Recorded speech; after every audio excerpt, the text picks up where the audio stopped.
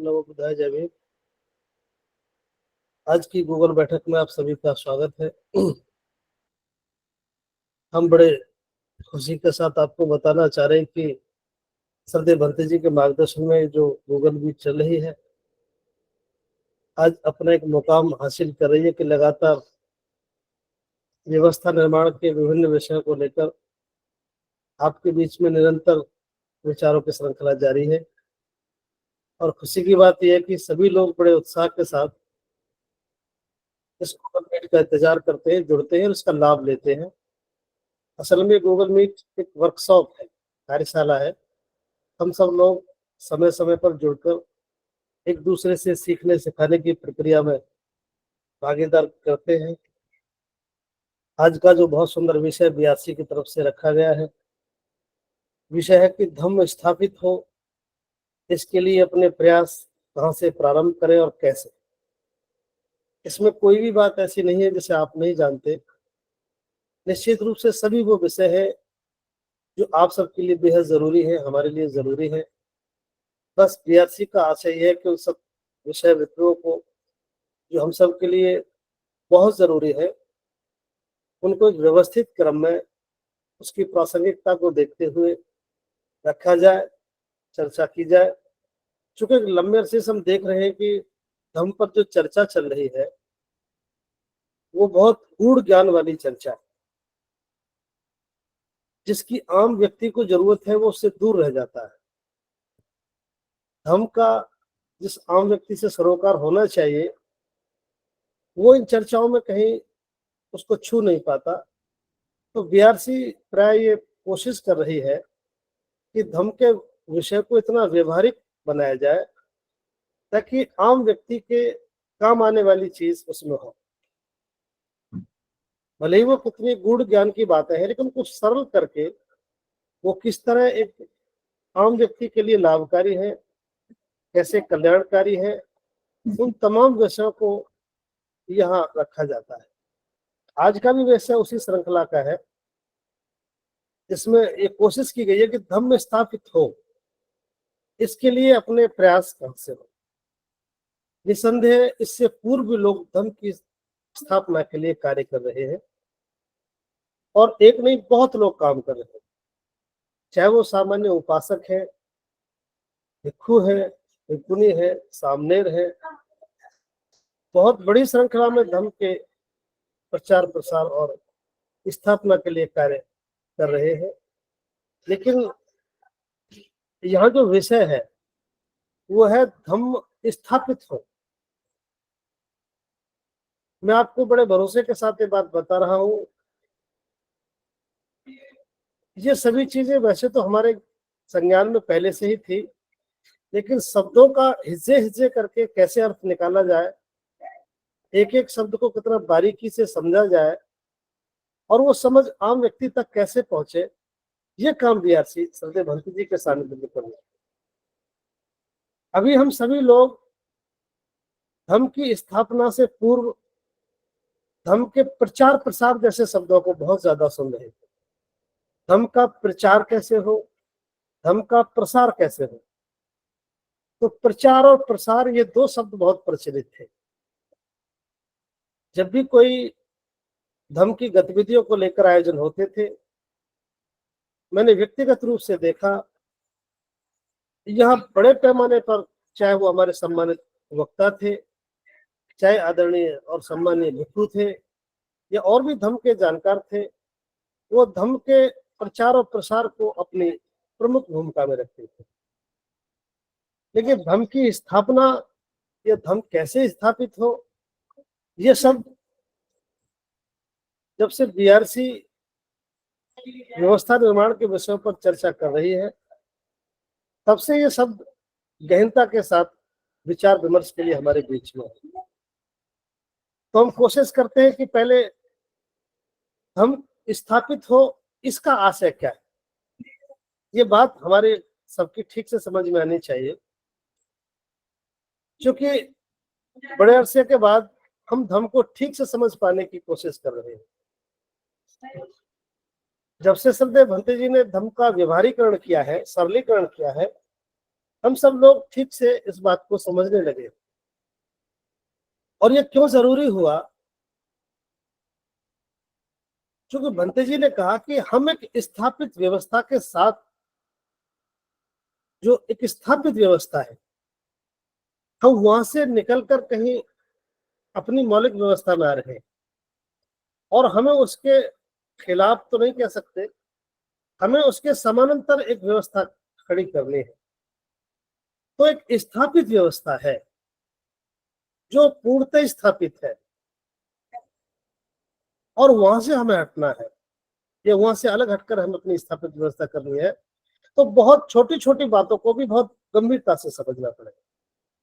तो आइए पहले हम इसी का आशय समझते हैं कि धर्म की स्थापना हो, इससे क्या आशय है। अभी तक जो हम कुछ सीख रहे थे, वो धर्म के विषय में हम दो जगह से जानकारी ले रहे हैं, या तो कहीं से सुनकर और या कहीं से कुछ पढ़कर। ये दो ही स्रोत हमारे धर्म के विषय में थे, और इन्हीं को लेकर के प्रचार और प्रसार हो रहा था दो माध्यम से, या तो सुनकर या कहीं से पढ़कर। और इससे जो अगला कदम है वो प्रसार है। जब प्रचार का विस्तार हुआ, प्रचार बढ़ा, और ये जो कुछ भी जानकारी हमने दो जगह से ली, सुनकर और पढ़कर, फिर इनको आगे बढ़ाया, इसका विस्तार हुआ। और स्थापित जो होना है, धर्म का जो स्थापित हो, इसका आशय है कि धर्म का अनुपालन, धर्म का व्यवहार में उतारना, धर्म हमारे व्यवहार और आचरण में परिलक्षित होने लगे। फिर ये प्रचार प्रसार से होता हुआ स्थापित होने की प्रक्रिया में आ जाता है। एक सेकंड।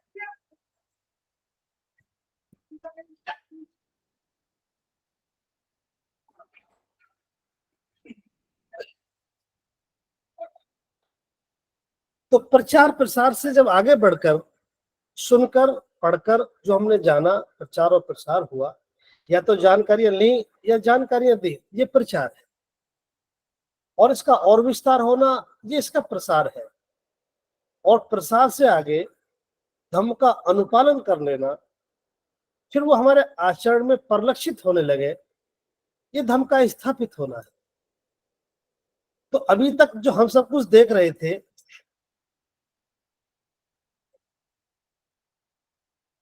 अभी तक हम जो कुछ देख रहे थे, दो चीजें ज्यादा थे।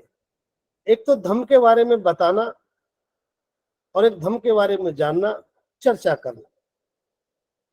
कि जैसे इसका अगला कदम आता था, स्थापना की बात जब होती थी, तो यह हमारी संख्या बहुत नग्न हो जाती थी, और इस पर बहुत ज्यादा चर्चा नहीं होती थी। तो धर्म की स्थापना का अब जो अब हमारा आशय है, वो है कि जो कुछ भी आपने सुना, जो कुछ भी लोगों को बताया, उसका अनुपालन होना, जो हमारे आचरण में, हमारे व्यवहार में परिलक्षित होने लगे, वो है धर्म की स्थापना। इसका बहुत सुंदर उदाहरण मैंने श्रद्धेय भंते जी की धम्म देशना में सुनाया, मैं आपके सामने रख रहा हूं। जैसे एक शिक्षक, एक बड़ा शिक्षक, एक प्रोफेसर बुद्धिज्म को पढ़ा रहा है, और जीवन पर्यंत उसने धर्म की शिक्षाएं दी, बुद्धिज्म को पढ़ाया, और एक शिक्षक होकर ही उसका जीवन समाप्त हुआ। ये था धर्म का प्रचार। एक प्राध्यापक, एक प्रोफेसर जीवन पर्यंत बुद्धिज्म को पढ़ा रहा है, लोगों को सिखा रहा है, और फिर वो एक शिक्षक होकर ही अपने जीवन की यात्रा पूरी करता है। ये उसके जीवन भर का प्रचार था, प्रसार था। और वही शिक्षक जो बुद्धिज्म को पढ़ा रहा था, और बुद्धिज्म को समझकर फिर एक भिक्षु बन गया या उसका अनुयायी बन गया, ये था धर्म की स्थापना। आप दोनों की बातों को ठीक से समझ रहे होंगे। जो जीवन भर केवल पढ़ाता रहा, सिखाता रहा, ये एक शिक्षक की भूमिका में था, एक प्रचारक की भूमिका में था, एक जानकार की भूमिका में था। लेकिन जैसे ही एक शिक्षक या जो जानकार था वो बुद्धिज्म को समझ करके या तो भिक्षु बना या उसका एक अनुयायी बना और वो उसके जीवन में परिलक्षित होने लगा, ये था बुद्ध धर्म की स्थापना। तो दोनों में एक बहुत बड़ा फर्क है। एक शिक्षक से एक भिक्षु का जो जीवन रूपांतरित हुआ, ये धर्म की स्थापना का सुंदर उदाहरण है। तो धर्म की स्थापना कैसे हो, इससे पहले जरूरी है कि धर्म की स्थापना का अर्थ हमारे समझ में आना चाहिए। तो आप समझ पाए होंगे कि धर्म का प्रचार, धर्म का प्रसार और धर्म की स्थापना, तो अभी तक जो पूरा लंबे अरसे तक जो ज्यादा समय लोगों ने दिया है, जिसको हमने अब तक देखा है, वो धर्म के प्रचार और प्रसार का एक दौर रहा है। जो बहुत पहले धर्म की स्थापना का काम शुरू हो जाना चाहिए था, उसमें काफी देर हुई। लेकिन अब जो धर्म की स्थापना पर जो बहुत ज्यादा जोर दिया जा रहा है, चाहे वो शिक्षण का माध्यम है, चाहे गूगल मीट के माध्यम से आपकी चर्चा का मामला है, तो एक बहुत अच्छा सिलसिला चला है। अब धर्म की स्थापना पर बात होने लगी है। तो आप समझ पाए हो कि धर्म की स्थापना का तात्पर्य है धर्म का अनुयायी हो जाना, धर्म का हमारे आचरण में, हमारे व्यवहार में परिलक्षित होने लगना, ये धर्म की स्थापना का कार्य है। इसके दूसरा एक और अर्थ, धर्म की स्थापना के कुछ और मैं आपको बहुत महत्वपूर्ण जानकारी दे रहा हूं ताकि आप समझ सके, क्योंकि धर्म की स्थापना का समझना बहुत जरूरी है। अभी तक हम धर्म के प्रचार को ही, धर्म के प्रसार को ही इसका अंतिम कार्य समझ रहे थे। अब जब चूंकि धर्म को परिभाषित किया जा चुका है, धर्म हमारे जीवन का एक मार्ग है, धर्म जीवन जीने की एक पद्धति है, धर्म जीवन का एक मापदंड है जो जीवन होने की पुष्टि करता है, धर्म जीवन के मूल्य है। हम कह सकते हैं धर्म बुद्ध की शिक्षा और सिद्धांतों की पहचान के साथ जीवन जीना है। इस तरह बहुत अच्छे से बुद्ध और के धर्म में परिभाषित किया है। तो दूसरा उदाहरण, ताकि आप इसकी स्थापना को समझ सकें, धर्म की स्थापना से आशय क्या है। धर्म जब व्यक्ति की जानकारी और चर्चाओं से बाहर निकलकर एक वातावरण निर्मित करने लगे। अभी क्या है कि मैं अपनी जानकारी अपने पास रखता हूं, आप धर्म के बारे में अपनी जानकारी आप अपने पास रखते हैं, या फिर समय मिलने पर आप उसको वार्ता के रूप में लोगों को बता देते हैं। इनसे आगे निकलकर जब हमारा व्यवहार एक वातावरण निर्मित करने लगे, वातावरण, तो ये धर्म की स्थापना का कार्य है। नंबर 2, इससे आगे, जैसे लोग हमें एक बौद्ध व्यक्ति के रूप में जब इंगित करने लगे, देखो अमुक आदमी वो जो बैठा है वो बौद्ध है, जब भी कोई चर्चा हो तो लोग फिर उसको बौद्ध कहकर इंगित करने लगे, मतलब लोग कहने लगे, वो नहीं कह रहा। तो धर्म की स्थापना में बड़ा फर्क है। अभी जब हमें कहना पड़ता है, ये एक प्रचार मात्र है। जब और लोग कहने लगे देखिए अमुक आदमी बौद्ध है, तो ये दूसरा। अगला, जब कोई हमारे कुछ घरों को या बस्तियों को, भले ही पूरी बस्ती को या कुछ घरों को, लोग ये कहकर इशारा करने लगे, इंगित करने लगे कि देखिए वो बौद्ध समाज के घर है, वो बौद्ध समाज की बस्ती है, ऐसा कहना बौद्ध धर्म की स्थापना का कार्य। एक वातावरण निर्मित हो रहा है। जब आपकी बस्तियों को लोग इंगित कर रहे हैं, या कुछ घरों को लोग इंगित कर रहे हैं, या व्यक्ति को जब इंगित कर रहे हैं, तो ये वातावरण निर्मित हो रहा है और ये बौद्ध धर्म की स्थापना का प्रयास है। दूसरे मजहब और सभ्यता के लोग जब आपको आपके पर्वों पर बधाई देने लगे, जैसे आप आज की तारीख में किसी मुस्लिम भाई को ईद की मुबारकबाद देते हैं, हिंदू भाइयों को उनके तीज त्योहारों पर मुबारकबाद देते हैं, सिख समाज के लोगों को भी आप मुबारकबाद देते हैं। ऐसे ही जब कुछ लोग आपको भी बुद्ध पूर्णिमा की बधाई देने लगे, सम्राट अशोक विजयदशमी पर बधाई देने लगे, धम्मचक्र प्रवर्तन पर बधाई देने लगे, तो ये धर्म की स्थापना का कार्य है, ये प्रयास धर्म की स्थापना का। इसके बाद जब लोग आपको दया, करुणा, मैत्री, शांति, सदाचरण जैसे गुणों को ध्यान में रखकर आपका उदाहरण देने लगे, जैसे आज हम जैन लोगों की जब बात करते हैं तो इनका एक गुण वो शाकाहारी है। शाकाहारी होना जैन को जोड़ता है। कुछ लोग क्रूरता के लिए जाने जाते हैं, कुछ लोग शांति के लिए, ईसाई लोग हैं आज पूरे देश में क्षमा के लिए जाने जाते हैं। जैसे ही क्षमा की चर्चा आएगी तो ईसाइयत से जुड़ जाएगा। क्षमा करने का जो भाव है वो ईसाइयत से जोड़ता है। ऐसे ही जब लोग ये उदाहरण देने लगे कि देखिए वो समाज के लोग हैं बुद्धिस्ट, वो बड़े दयालु होते हैं, उनके अंदर बड़ी करुणा होती है, बड़ी शांति पसंद लोग हैं, वो तो सफेद कपड़े पहनते हैं, इस तरह के कुछ गुण जब लोग कह करके उदाहरण देने लगे तो ये धर्म की स्थापना का कार्य है। इसके बाद आपके शादी विवाहों का भी उदाहरण देने लगे। मुस्लिम समाज में शादी तो ऐसे होती है, तो उनकी शादी होना मुस्लिम समाज की सभ्यता का वर्णन है। ईसाई लोग तो चर्च में शादी करते हैं, सफेद कपड़े पहनते हैं, ऐसा कहना यह उनकी धार्मिक स्थापित धार्मिकता का प्रमाण है। ऐसे ही दिन में शादी करते हैं बौद्ध लोग, जब लोग ऐसा कहने लगे। बौद्ध लोगों की शादियां तो बुद्ध विहार में होती हैं, जब लोग ऐसा कहने लगे। समाज को उसके गुणों से लोग जब जोड़ने लगे तो धर्म की स्थापना है।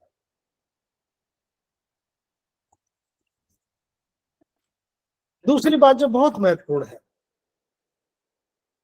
जब तक बताया जा रहा है ये प्रचार है। जब तक हमारे द्वारा कुछ बताया जा रहा है वो प्रचार है, और जब बिना बताए लोग समझने लगे ये धर्म की स्थापना है, हम ऐसे कह सकते हैं। अभी तक जो कुछ बताना पड़ता है ये प्रचार है, और जब बिना बताए लोग हमारे बारे में समझने लगे ये धर्म की स्थापना है। जैसे हमारे घर की स्ट्रक्चर, हमारे घर पर लगा हुआ पंचशील का ध्वज, वो एक मूक शिक्षा है, बताना नहीं पड़ रहा। घर बता रहा है कि ये किसी बुद्धिस्ट का घर है, तो ये धर्म की स्थापना का कार्य है। और मुझे अपने घर पर खड़े होकर कहना पड़ रहा है कि मैं बुद्धिस्ट हूं और ये मेरा घर है, ये प्रचार है। तो विस्तार इससे बहुत आगे है, जो बहुत पहले हो जाना चाहिए।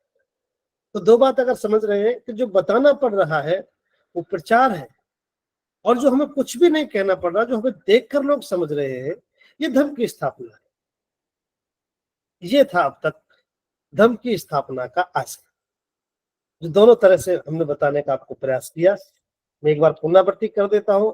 पहला प्रयास, जैसे एक प्रोफेसर का एक भिक्खु में रूपांतरण, यानी जो हमारे व्यक्तित्व से परिलक्षित होने लगे।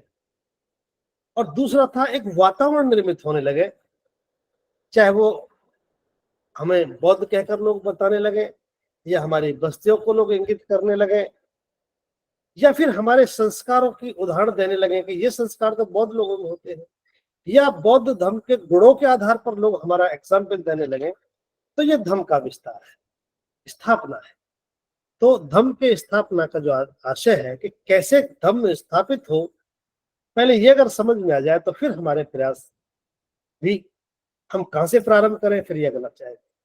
तो पहला आशय हमारा था कि पहले हम ये समझें कि धम्म की स्थापना से मतलब क्या है, तो आप समझ सकते होंगे कि बिना बताए जब दिखने लगे, हमारे व्यवहार से परिलक्षित होने लगे, जब हमारे मकानों को लोग बिना बताए समझने लगे, जब हमारी बस्तियों को देखकर लोग समझने लगे, तो ये सारा का सारा मामला हमारा धम्म की स्थापना का है।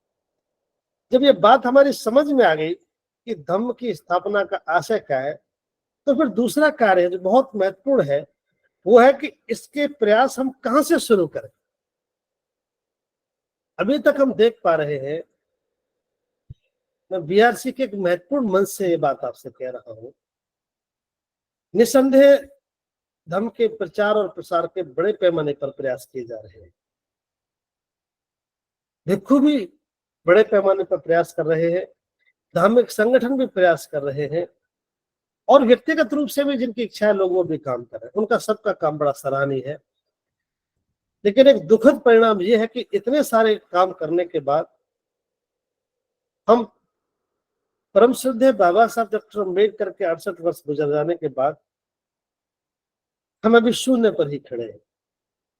और हम तो यहाँ तक कह सकते हैं कि जितना कुछ बाबा साहब अम्बेडकर ने जीते जी खड़ा किया, अगर गुणा भाग किया जाए तो बताते हैं 30-32 लाख लोग बाबा साहब अम्बेडकर के 2-3 प्रयास में ही इस देश में हो गए थे। संभवतः हम उनको भी संभाल नहीं पाए, आज उतने बौद्ध भी हमारे पास नहीं है। ये बाबा साहब अकेले का प्रयास था, उनकी सामर्थ्य। हम बहुत लोग खड़े होने के बाद भी, इतने प्रयास करने के बाद भी धर्म के काम को नहीं कर पाए, तो इसके पीछे एक बड़ी जो कमी है, जो ड्रॉबैक है, जो हमें अपना मूल्यांकन करना चाहिए। इसके पीछे सबसे बड़ा कारण है कि देश में प्रशिक्षण का बहुत बड़ा अभाव रहा। लीडरशिप और प्रशिक्षण, इन दो चीज के अभाव में हम बहुत प्रयास करने के बाद भी वहीं पर खड़े हैं। लेकिन आज जो कुछ मैं भी कह पा रहा हूं, एक समझ विकसित होने के बाद, श्रद्धेय भक्ति करुणाशील जी का यहाँ आना, बौद्ध हमें एक लीडरशिप का स्वीकार कर लेना, उनका नियमित चिंतन मनन, उनके अन्वेषण, उनकी खोज, उनका चिंतन, एक समझ विकसित कर देना लोगों में, ये उसी का परिणाम है कि हम एक मजबूत ढंग से बात कर रहे हैं, पूरे भरोसे के साथ बात कर रहे हैं, और अपनी कमियों को उजागर कर रहे हैं, अपने भी नाप तोल कर रहे हैं, अपना मूल्यांकन कर रहे हैं। अभी तक हम दूसरों का मूल्यांकन करते थे, दूसरों की नाप तोल करते थे, लेकिन बंते जी ने जब समझाया तो पहले हमने अपना ही मूल्यांकन किया कि हमारे प्रयास कितने हैं। ये जब समझ में आया तो हमने सोचा कि हमें प्रयास कहां से शुरू करना चाहिए। हम प्रयास ही गलत जगह से कर रहे थे और गलत ढंग से कर रहे थे। तो मैं ये समझते हुए कि धर्म की स्थापना का अर्थ क्या है, जब ये बात समझ में आई, तो पर यह भी सरलता के समझ में आता है कि हमें प्रयास करना कहां से चाहिए, इसकी शुरुआत कहां से होनी चाहिए।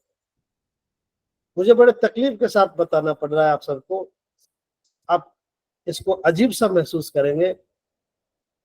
पूरे देश में ईसाई समाज के लोग अपने ईसाई समाज को समझाने का प्रयास तब कर रहे थे कि पहले वो ईसाई थे।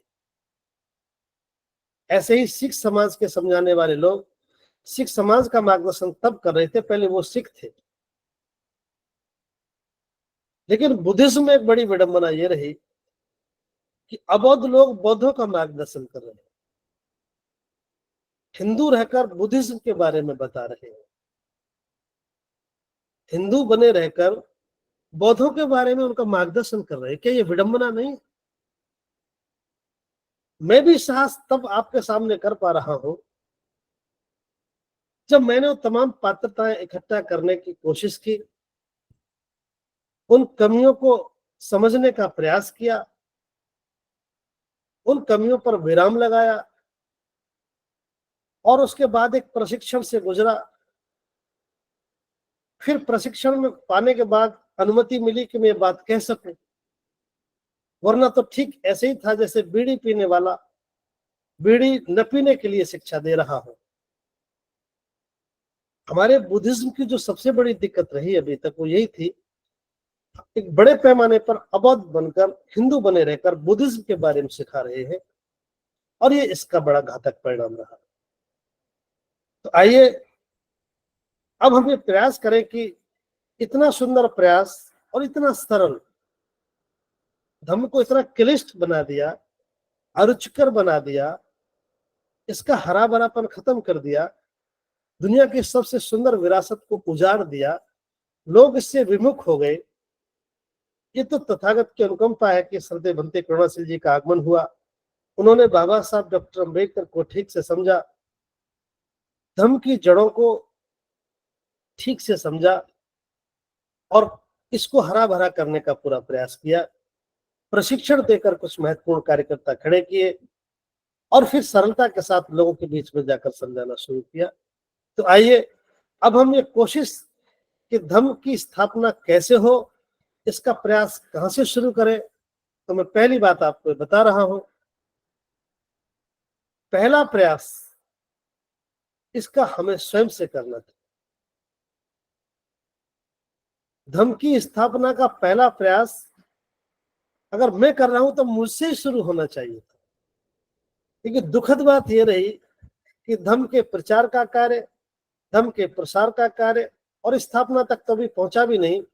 ये दोनों ही कार्य हम दूसरों से शुरुआत करें। आप ऐसा करिए, आप ऐसा करिए, आप अमुक कार्य करिए। लेकिन आज ये बात बिल्कुल विराम लगा दे। तो पहला काम भंते जी ने कहा कि इस सब का प्रयास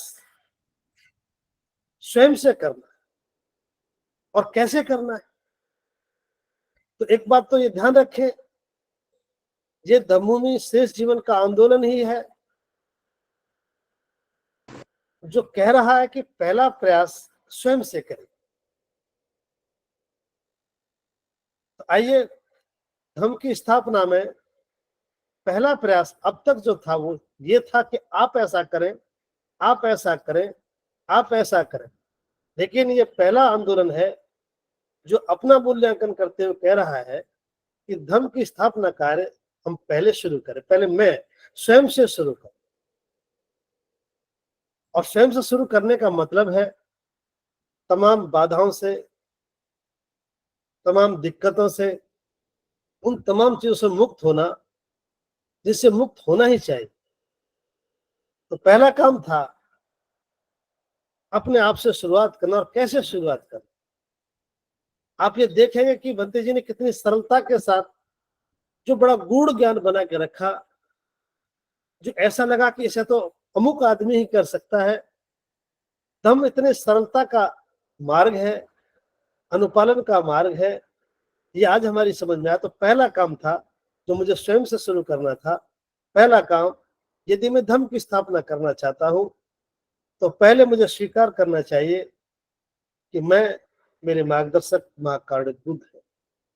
और आप जानकर हैरान होंगे, जो बुद्ध को बता रहे थे, तथागत बुद्ध को समझा रहे थे, उन्होंने ही नहीं माना कि बुद्ध मेरे मार्गदर्शक है।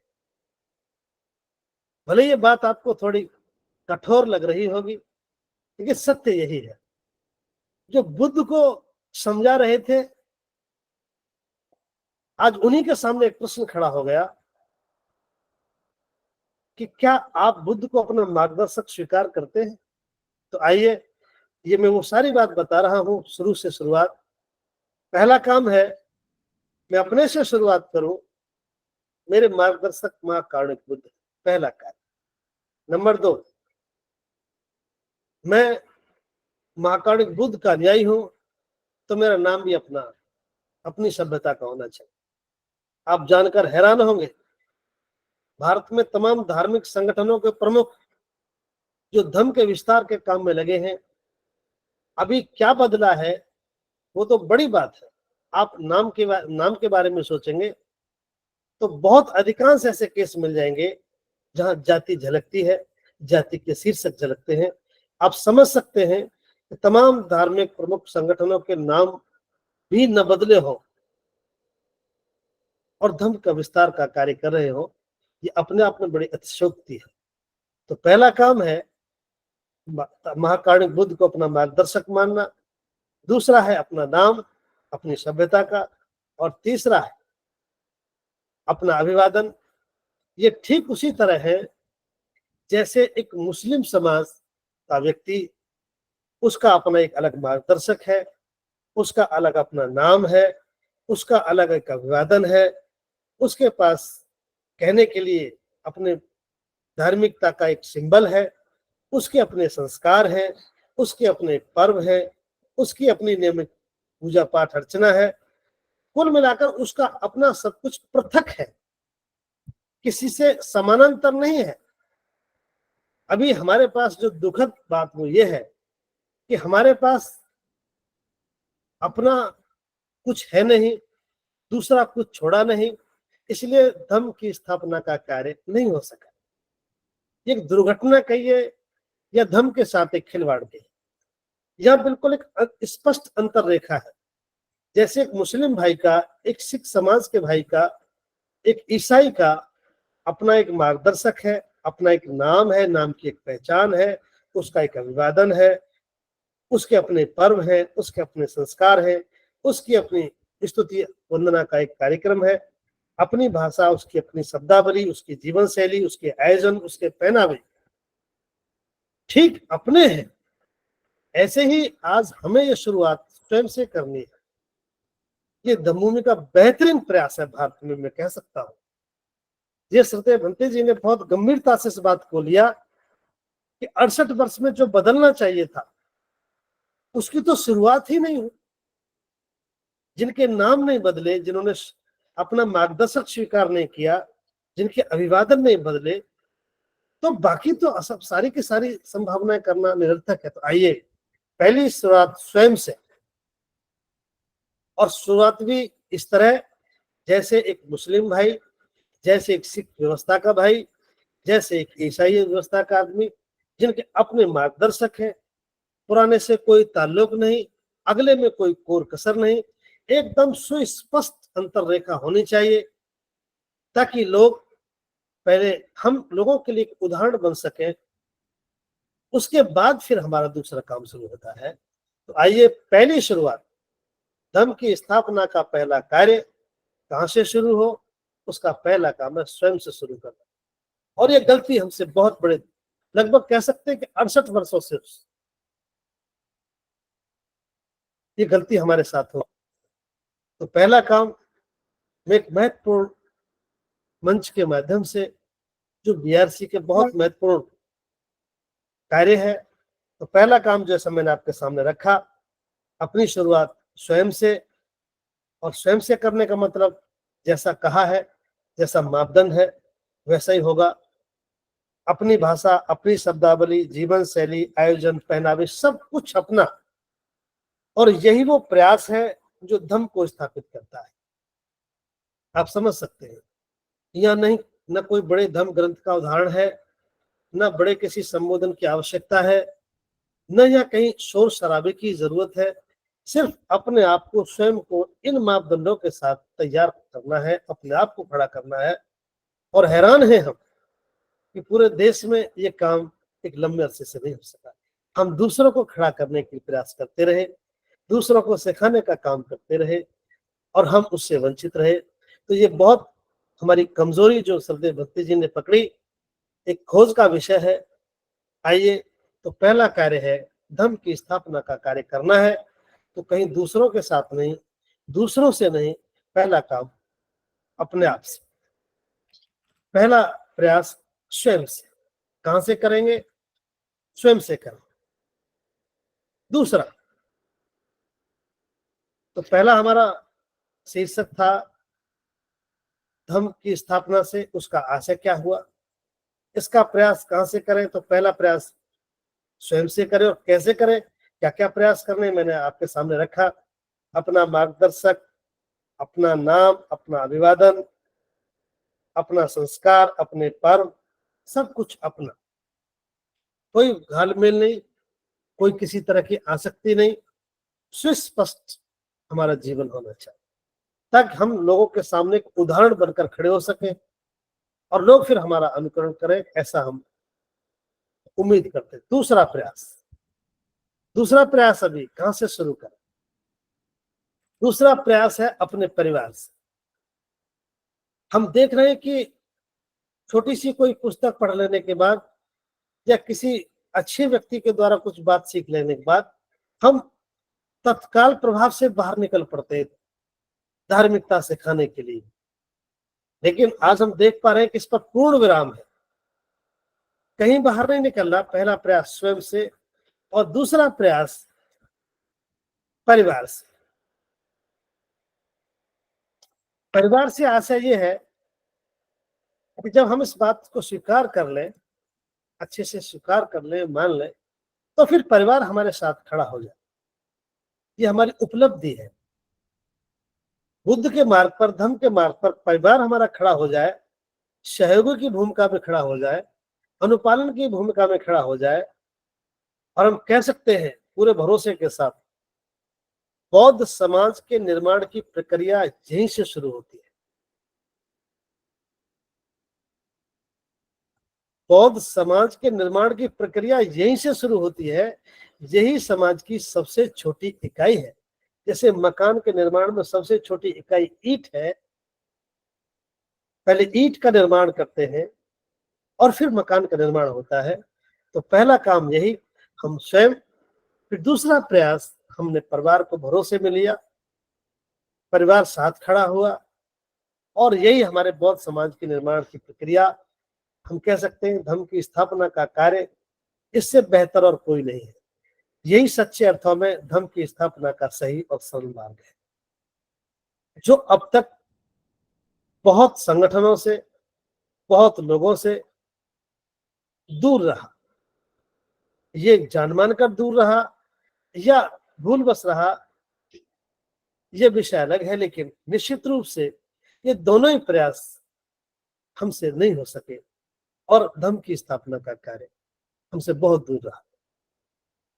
परिवार की भागीदारी में जो अब तक धम्मभूमि के मार्फत जो हम सीख पाए, श्रद्धेय भंते करुणासीर राहुल जी ने जो बहुत गहनता के बाद, अध्ययन करने के बाद, बड़ी साधना करने के बाद, बड़ी बारीकी से जो बहुत कठिन बातों को सरल कर दिया, वो मैं आपके साथ बता रहा हूँ। परिवार की भागीदारी को भी कितना सुंदर तरीके से श्रद्धेय भंते जी ने यहाँ रखा है। पहला काम, मैं कह सकता हूँ भरोसे के साथ कि ये तो कैसा सुंदर काम भंते जी ने किया है जो हमेशा तक याद रहे। पहला काम, सामूहिक वंदना और धम्म ग्रंथ वाचन। सामूहिक वंदना, धम्म ग्रंथ वाचन कितना कहने में सरल लग रहा है। हम हैरान हैं, हमें हिंदू समाज की बजती हुई सुबह शाम उनके मंदिरों में घंटी नजर आती है, भले हम जी भर के उसकी आलोचना करते हैं। मस्जिदों में लगने वाली कई दफा की नमाज हमें नजर आती है। गुरुद्वारे और ईसाइयत की व्यवस्था में होने वाले तमाम सुबह शाम के कार्यक्रम हमारी समझ में आते हैं। अब वो ठीक है कि गलत है, ये बाद का प्रश्न है, लेकिन एक महत्वपूर्ण बात हम आपके सामने रख रहे हैं, आप जानकर हैरान होंगे। छोटा सा कार्य जो धम्म की स्थापना का बुनियादी कार्य था, जिससे धम्म की बुनियाद रखनी थी, फिर धम्म वहां से विशाल होना था, हम वही चूक कर गए। और तो और ताज्जुब की बात है, आम आदमियों को तो छोड़िए, बिरले ही बुद्ध विहार हैं जहां सुबह और शाम नियमित रूप से वंदना होती है। मैं इतना अच्छा कॉन्फिडेंस के साथ बात कह रहा हूं, मुझे भी श्रद्धेय भंते जी के साथ देश में तमाम जगह जाने का अवसर मिला है। वहां आप हैरान होंगे जानकर, हमें मंदिरों में धूप बत्ती, अगरबत्ती, बजती हुई घंटियां, शंख, ये सब आंखों से देखे, उनकी आलोचना समालोचना कर सकते हैं, लेकिन अपने बुद्ध वंदना का देश में कोई बंदोबस्त नहीं है। आप समझ सकते हैं कि धम्म की स्थापना में जहां बुद्ध वंदना तक देश में ना होती हो, कुछ अपवाद स्वरूप जगह को छोड़ दिया जाए तो धम्म की स्थापना की संभावनाएं खारिज हो जाती है। ये तो भला हो भंते जी का कि इतना सघन अभियान चलाकर, इतनी सघनता से लोगों को जांच कर, भले ही हम किन्हीं तमाम संगठनों के अध्यक्ष हैं, हम बड़े बुद्धिस्ट होने का दावा भी कर रहे हैं, हमारी छवि भी बन गई है समाज में बड़ा बुद्धिस्ट होने की, लेकिन कितना खोखलापन है अगर पूछ लिया जाए नैतिक ईमानदारी के साथ, क्या तुम्हारे परिवार में सामूहिक वंदना का आयोजन होता है या साप्ताहिक रूप से कहीं जाकर आप वंदना में जाते हैं? तो बिरले ही लोग बचेंगे अपवाद स्वरूप, बाकी बहुत बड़ा ये खामी हमारे बीच में। तो भंते जी ने अभियान चलाया सामूहिक वंदना का, उपोषथ का, बुद्ध पूर्णिमा वैशाखी, बुद्ध पूर्णिमा आषाढ़ी, धम्मचक पवतना और सम्राट अशोक विजयदशमी।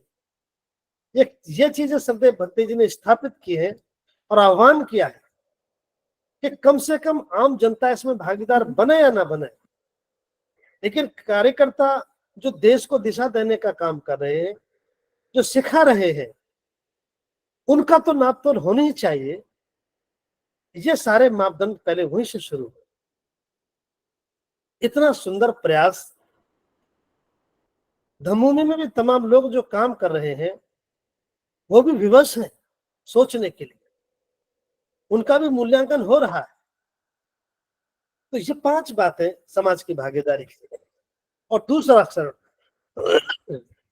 मैं ऐसी व्यवहारिक बात बता रहा हूं जिनको 70 वर्ष पहले ही यहाँ हो जाना चाहिए था, बाबा साहब के जीते जी, जो बहुत सरल है, लेकिन हम बड़ी गलतफहमी के शिकार हो गए, अपने आप को हमने बड़ा खाली पाया। दूसरा प्रयास, भागीदारी, परिवार की भागीदारी। घरों में 5 प्रतीक, बड़ी अद्भुत बात है। हम समझकर भी इनसे नासमझ बने रहे। हमने मंदिरों को भी देखा, हमने मस्जिदों को देखा और इस धार्मिक लोगों की बस्तियों को भी देखा। हम सबको दूर से देखते रहे,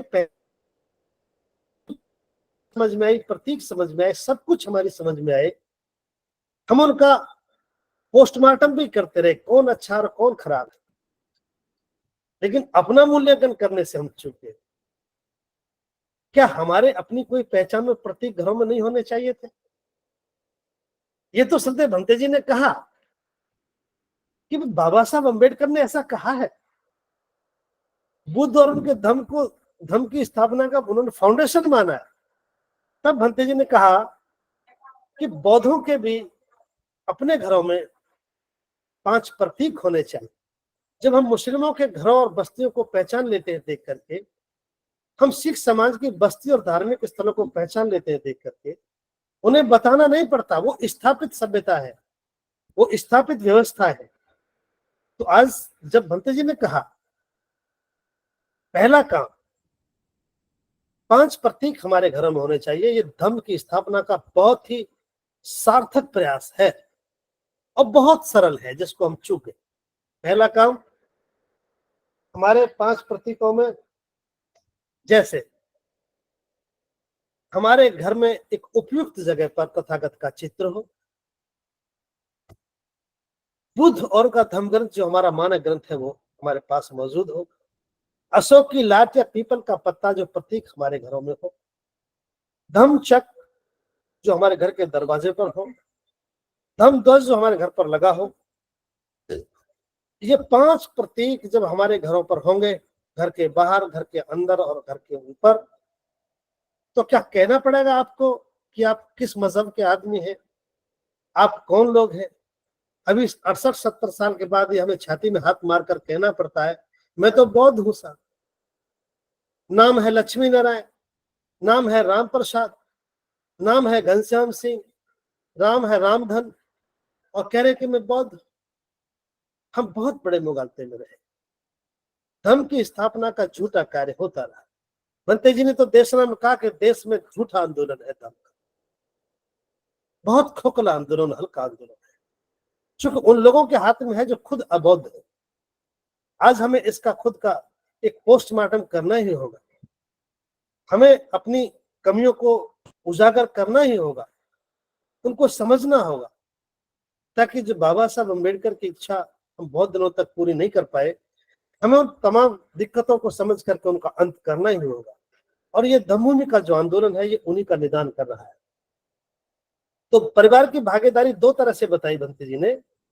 पहले सामूहिक बुद्ध वंदना, उपोषण, बुद्ध पूर्णिमा, वैशाखी पूर्णिमा, आषाढ़ी और सम्राट अशोक विजयदशमी ये पर्व के रूप में है। और फिर 5 प्रतीक घर में रख करके आप कल्पना करिए, एक माहौल सोचिए, जब हमारे घरों में 5 प्रतीक होंगे, पर्वों में हमारी भागीदारी होगी, तो कौन हमें कहेगा कि हम अबौद्ध हैं। इसके बाद जो बहुत महत्वपूर्ण कार्य है धर्म की स्थापना का, वो मैं आपके सामने 4-5 ऐसे प्रयास रख रहा हूं। प्रयास तो बहुत बड़े हैं, लेकिन उनमें से ऐसे प्रयास कर रहा हूं जो भंते जी द्वारा इस देश को दिए गए हैं।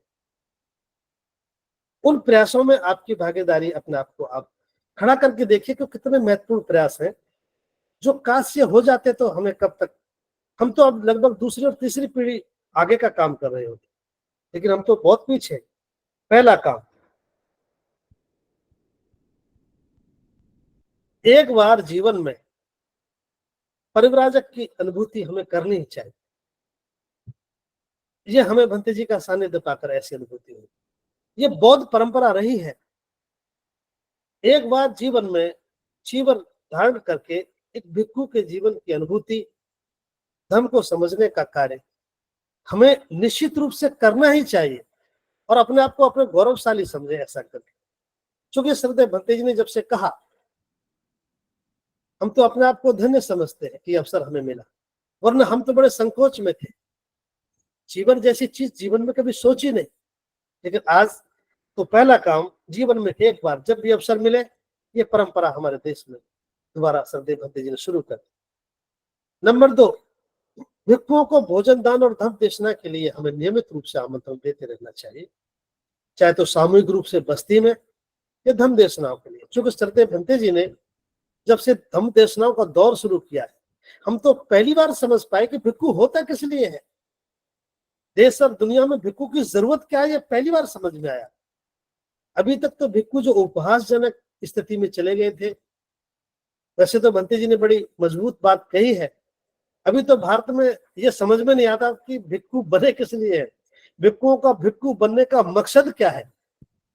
लेकिन आज हम समझ पा रहे हैं, जब से भंते जी की देशनाओं को सुना है, कि यकीनन धर्म के विस्तार का, धर्म की स्थापना का जो मुख्य केंद्र है, महाकारुणिक बुद्ध के जो सेकेंड ऑर्डर है, बुद्ध की विरासत के जो वाहक है, वो तो भिक्षु ही है। तो भिक्षुओं को भोजन दान देकर या धर्म देशना के लिए आमंत्रण देकर धर्म को स्थापना का कार्य बहुत अच्छा किया जा सकता है। इसमें भंते जी ने एक और पहल की, जो लोग अपने माता पिता की स्मृति में बुजुर्गों का सम्मान समारोह करें, ये धर्म की स्थापना का बहुत सुंदर काम है। मैं समझता हूं ये ऐसे सुंदर प्रयास हैं, जिन छोटे छोटे प्रयासों से जो बौद्ध परंपरा से हमारे बीच में भंते जी ने दिए हैं, अगर ऐसे प्रयास करेंगे तो बौद्ध व्यवस्था स्थापित होने में बहुत ज्यादा समय लगेगा। और जो बहुत राष्ट्रीय स्तर पर जो एक मैसेज दिया है धम्मभूमि ने, वो मैं आपके सामने 6-7 बिंदु में रख रहा हूं, बहुत सामान्य रूप में। नंबर 1, आधुनिक भारत में जो सबसे बड़ा काम हुआ धर्म की स्थापना में, भले ही आज मैं एक मामूली आदमी बीआरसी के माध्यम से कह रहा हूं, लेकिन भारत के इतिहास में इस बात का वर्णन होगा। उसका पहला प्रयास मैं बता रहा हूं, धम्म ग्रंथ को अस्तित्व में लाना। ये भारत की एक अद्भुत घटना है। श्रद्धेय भंते जी द्वारा बाबा साहब अम्बेडकर की वो इच्छा, जो बाबा साहब के जीते जी पूरे नहीं हो सकी, धन का अभाव था, समाज में नासमझी थी। बाबा साहब उस ग्रंथ को हमारे लिए देना चाहते थे, लेकिन बाबा साहब के बाद भंते जी ने उसको गंभीरता से समझा, और उस ग्रंथ को, जिसे लोग पुस्तक कहते थे, किताब कहते थे, आज उसको स्टील पर उकेर कर पूरे भारत में उसको एक चर्चा का विषय बनाया। उसने कीर्तिमान स्थापित किया, और आज पूरा देश बुद्ध और उनके धर्म को एक मानक ग्रंथ के रूप में स्वीकार करता है। ये भारत के बौद्ध समाज के लिए श्रद्धेय भंते जी का एक बहुत महान कार्य है। धर्म की स्थापना का इतिहास जब लिखा जाएगा, बौद्ध में भारत के निर्माण का जब पूरा कार्य संपन्न होगा, उसमें लिखा जाएगा कि इसकी शुरुआत बुद्ध और उनके धर्म से हुई, जो बाबा साहब डॉक्टर अम्बेडकर की बहुत बड़ी परिसंकल्पना का एक मजबूत कारण है।